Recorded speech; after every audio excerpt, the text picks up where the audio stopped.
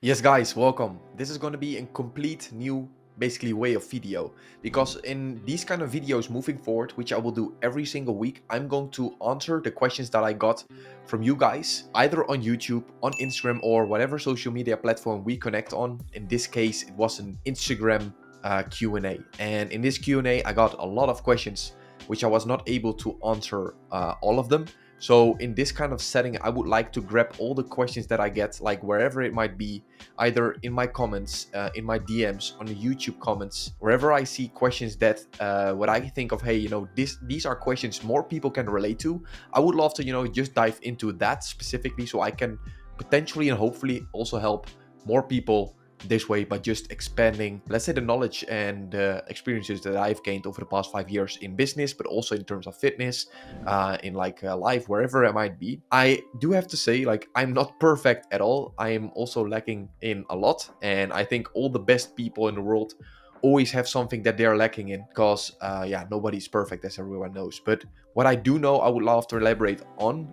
If I see questions where I don't have an answer for myself, I would never even answer those, because I cannot even give advice to you about crypto or whatever, because I'm not in that game myself. Okay, there are a lot of good gurus out there that can help you out in specific cases, like for example crypto. I would like to just elaborate more on, for example, the e-commerce, dropshipping part, business in general, mindset shifts that help me out, where I could potentially help more people with, the way how I work out, fitness every single day over the past 5 years, my nutrition that's combined with that, and also life, what I think is most important, my family, of course. So yeah, there's also going to be a question today that I basically saw that on Instagram, that I got a lot, and I would love to elaborate on those specific questions. So with that being said, the first question that I got was from Stein Ostra, and you will also see it somewhere in here in the screen, also popping up. And the question that I got, this one was actually related to dropshipping and e-commerce itself, which was, is it good taking products from the US market to the Dutch and Belgium market?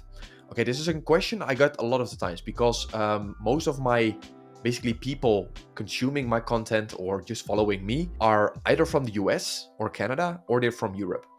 And they would like to maybe see, okay, what can I do, how can I start, right? Which might be a question you watching this also might have right now. So I am mostly operating in let's say the Netherlands, Belgium, German, Sweden, Norwegian, Danish markets, right?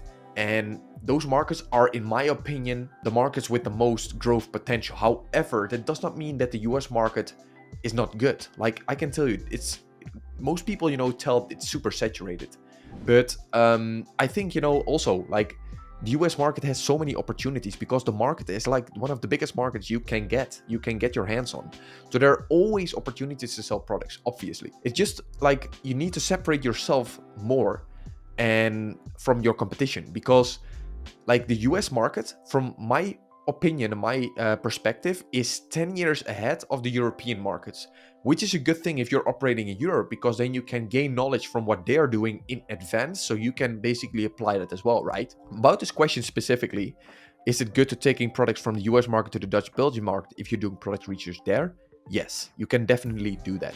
However, you always want to make sure, depending on the market where you're operating in, if that's going to be, for example, in this case, the Netherlands and Belgium, right?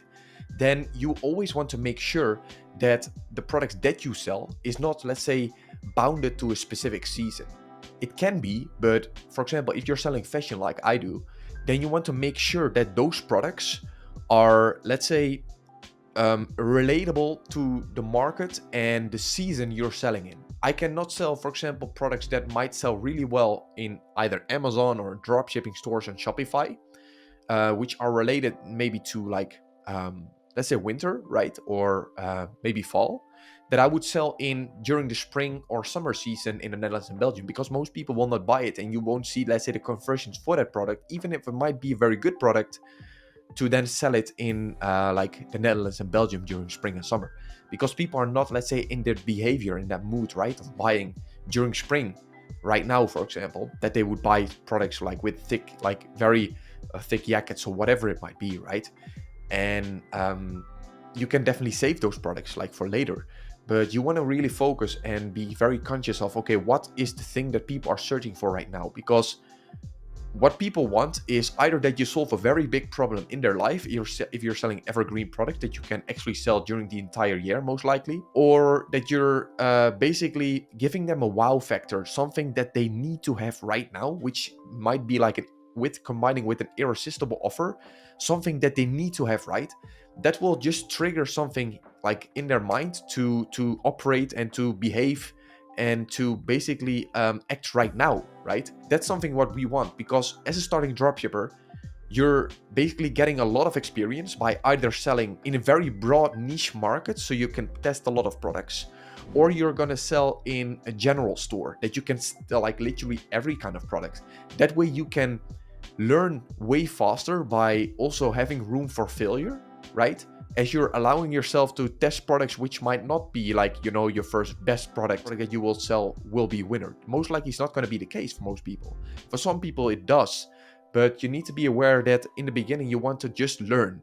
You want to test, you want to see what works, you want to see how you can develop yourself during that testing phase in order to do more right things step by step, brick by brick, right? And that's by actually doing the reps. So you will also understand what products eventually will sell from the US in the Netherlands and which ones not. Like I can tell you right now, there is no magic trick or whatever that's combined with this, what I'm going to talk about right now, because some products I can directly tell when I see them, these products will work and these products most likely not. Because I see products like if you do the reps like for 4 or 5 years, you do product research almost every single day, right now outsourced.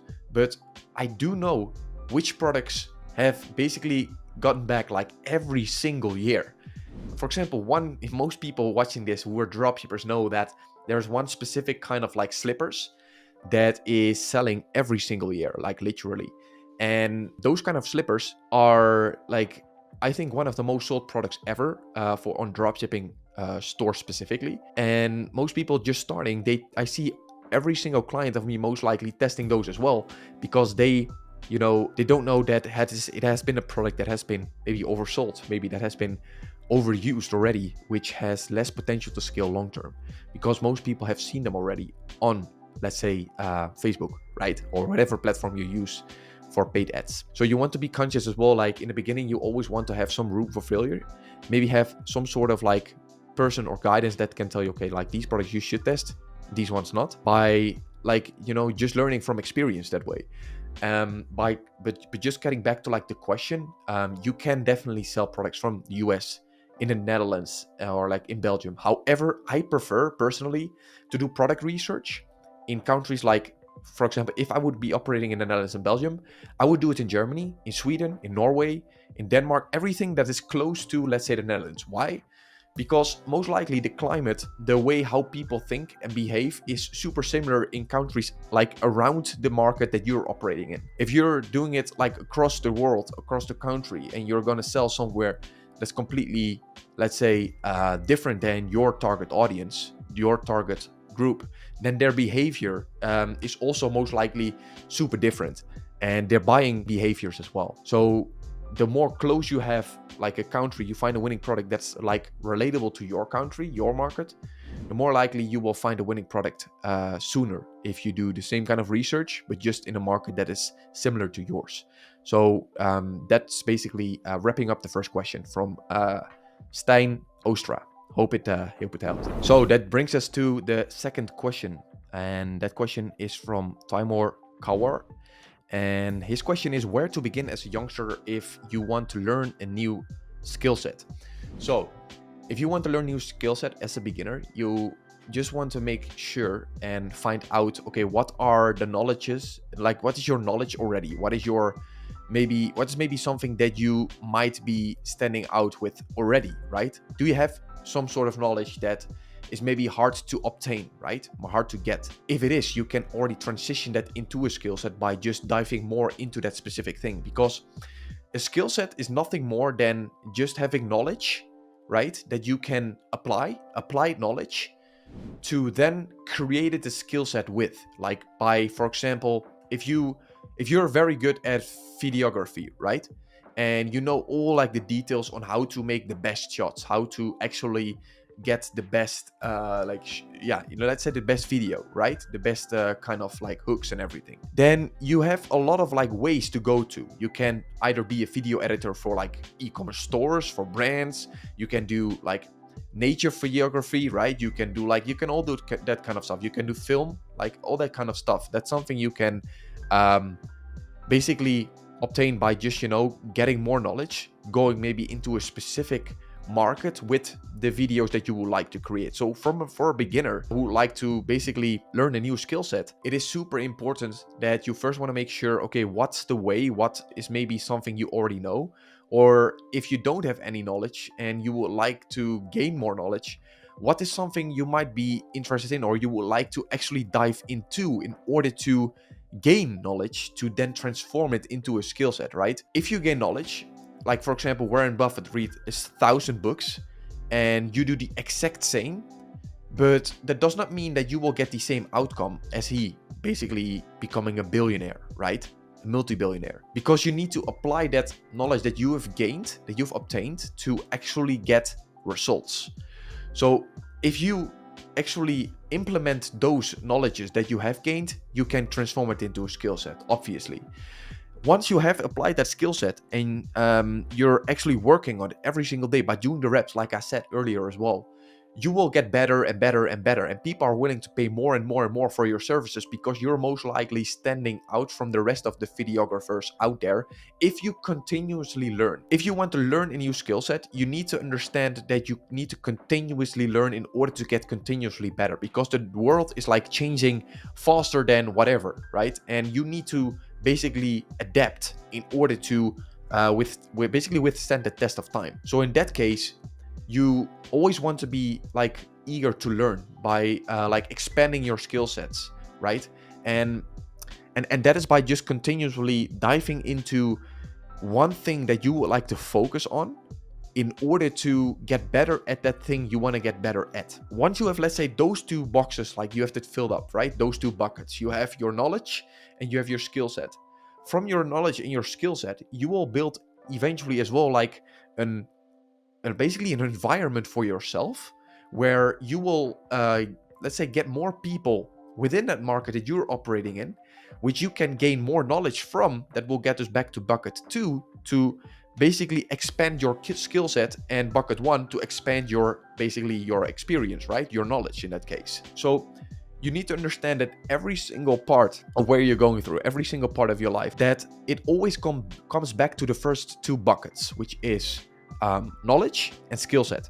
Once you have the, let's say, environment, the right environment, you have your network built with people who might have more, let's say, experience than you, and you have learned from them, then you expanded your skill set again. You can ask more for what you want, right? And you can do even more. You can even go more in detail in order to get more results. And then after bucket 4, you will have your results for the clients, for example, that you've produced. Or if you have, for example, an e-commerce store, the amount of orders that you have had. Okay, what is actually the brand or the store that you have built in order to do long-term business, and not to be as the average like dropshipper. What I see is they focus on one store and they don't focus on the back end, and within 3 months they're out of business because they think, oh, it's a get rich quick scheme. But get rich quick schemes, that will never last long. And I can tell you that is not going to happen, right?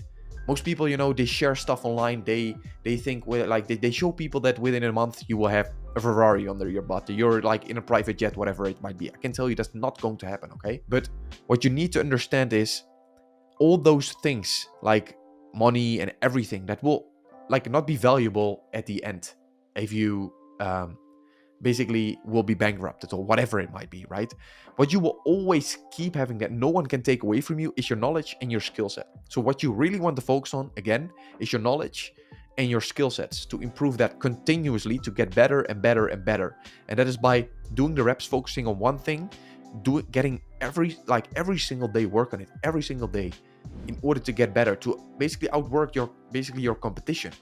And eventually your only competition is yourself, because you will be the best at the work that you will do by just putting in the work, by expanding your knowledge, expanding your skill sets, expanding your network, eventually getting more results for your clients.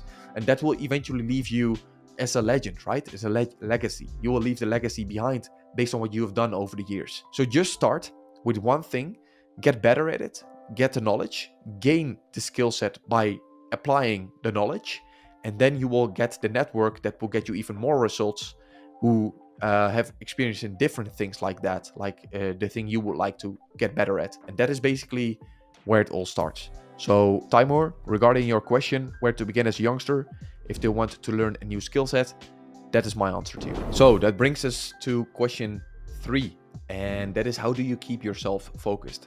By the way, all these questions are not like prepared in any kind of way. I just have my laptop here to basically record the audio. I have the questions right here, and I'm just gonna dive into it as raw as possible. So how do you keep yourself focused? So this message is, I don't know the real name, MKGZ_20_.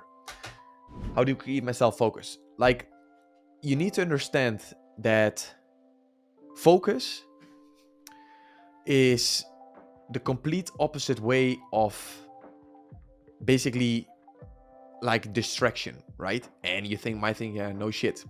But what do I mean by that? If you have your phone with you from the very first moment of your day, you're standing up, you have your phone by your side, you're like snoozing, and you're scrolling TikTok within the first like 10 minutes of you waking up, you sleep in again.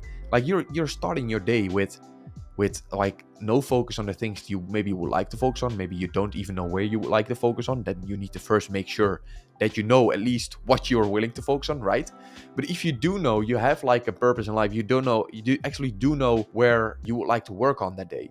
And the first thing that you do is being reactive instead of being proactive on the things you would like to stay focused on. Then you're starting your day with 0-1 behind. Like focus, I think it's a word that has been used way too much, like in terms of you need to stay focused, this and that. It actually comes down to the basics, right? I think you know exactly how to stay focused, and that is first by getting rid of all the distractions that you have, right? So getting rid of all those shitty apps that won't make you focus during the day, for example by scrolling TikTok, like I said, or by all the other applications and notifications that you have on your phone that will distract you from friends, maybe even from family that would like to take your time away to give them like some attention. You need to make sure that if you would like to stay focused, that you first have all the things getting rid of that will distract you from that focus that you will like. And then how I keep my focus is by very simple, like honestly, it's nothing more. I have a few buttons here, and for those who have iOS, they don't know, like you can set up some sort of, literally it's called even focus. Like you can set up some focus here that what I've done, for example, related to work, fitness, sleep, right? All those kind of things. And when I click on work, it will basically don't allow anyone to call me except for the people that I made an exception for, which I need sometimes during my work, right? During my deep work. No one can call me that time. For fitness, for example, I do have a few people that can call me, for example, my family or whoever, like my parents, for example, right? They can just like, they can call me and they know that. But I am just super conscious of like whoever wants to reach me, it's actually asking you to give away your time, to give basically them your time, right? And what that means is, even if it sounds really harsh, they are distracting you. They are actually asking your valuable time to help them, or to just ask something, to give them your time, to then let's say not be able to work on yourself or the things you would like to accomplish. And that way you're getting rid of all the focus that you would actually like to have. So staying focused is nothing more than not getting distracted. And how you don't get distracted is by, first of all, removing all these shitty apps from your phone, removing like your entire environment. If it's completely based on distraction, that distraction, let's say, is from maybe people you hang around with every single day, that means you will get distracted every single day, and that will prevent you from doing the work maybe you would like to do or you need to do in order to get better, right? To basically, let's say, not get behind in life. And those are super simple things. So I think the word focus is like overrated. It's just about not getting distracted. And I think everybody knows how to stay focused, how they can get the focus that they need if you don't have it right now, by simply doing the stuff you might not feel right now to do, but you know as well, watching this, exactly what might distract you from that focus. And that is just by saying no to things, to value your own time, and saying no to all those shippy applications, but also to people asking you, and even to family or friends. Sometimes you need to say no in order to respect your own time, because if you say no to something, you say yes to something else. Or if you say yes to maybe someone asking your time, you say no to something that you would like to do yourself. So it's just a respect of time, and it's not about like being an egoist or whatever it might be, right? Egocentric, whatever you might call it. It's just about that you respect your own time, and you set commitments with yourself. And every single time you break that commitment by just saying yes to something else and no to the things that you have planned, you're basically losing confidence as well in yourself. You think, oh, I'm not able to focus, or I'm not able to do this or that, because you always, like every single day, distract yourself, which is removing you from that confidence and that focus that you would like to have. And that is only going to, go the opposite way of like being completely distracted in everything that you do. So I don't have like any other answer on that specifically. And I do think it's an important topic, in a sense that most people already do know what they need to keep focused on. The same if you want to like lose weight. Everybody can get like a dietist, right? Everybody can go to someone who can help them with their maybe eating problems or not working out. But like I said already, 99% of the people who have who are obese or whatever it might be, they need help. They have like specific behavior to eating, to craving, whatever it might be, right? They know exactly what they need to do in order to get better weight, or in order to get, like, say, ahead in life, right? To get in a good shape, to get your six pack. You exactly know what you need to do. But most people just love, let's say, that handhold that tells them that they just need to fuck off, right? And to stop doing that in order to get the other direction in, like where they would like to be, to get lean. And there's no magic trick. Like, most people know it, but most people are just too lazy to see that in and to take action themselves. And they always need outside world to help them to achieve the things that they already do know what works and what not works. So it's super important to understand that most knowledge you already have here, you just need to apply that, coming back to the earlier question, in order to also see the results of it. And that's the exact same with keeping focus.